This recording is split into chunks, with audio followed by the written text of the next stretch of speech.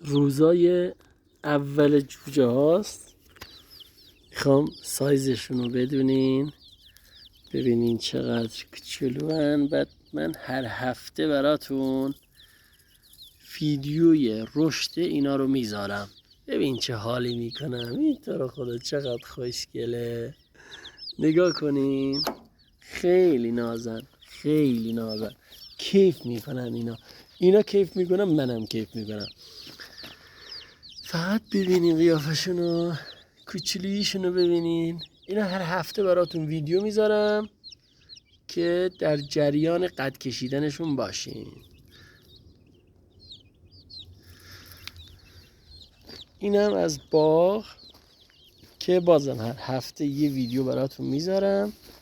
از ببین الان این فکر کنم کدوه، تازه از خاک سرش آمده بیرون.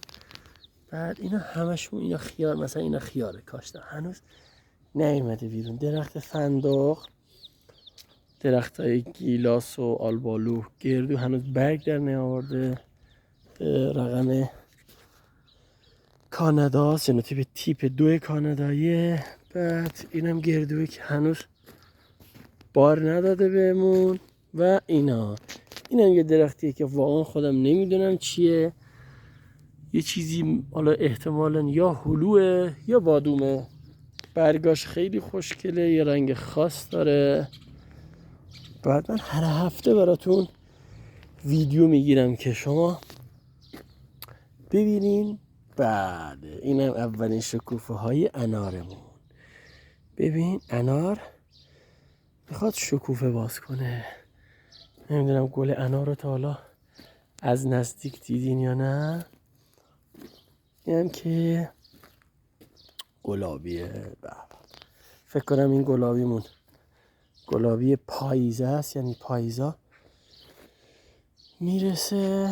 اینم یه گلابی دیگه که این گلابیمون فکر میکنم تابستون است. بله میواشم دیده میشه. حالا اگه نگه داره که فکر کنم نگه میداره.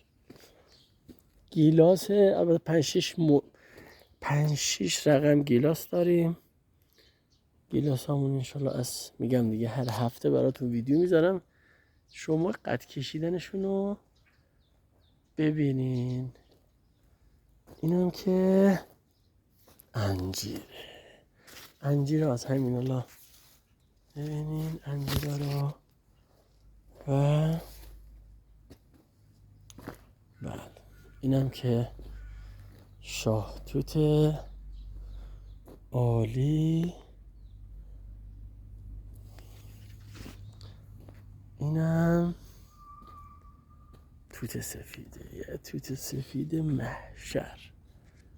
ببینین که از رسیدش هم میذارم براتون.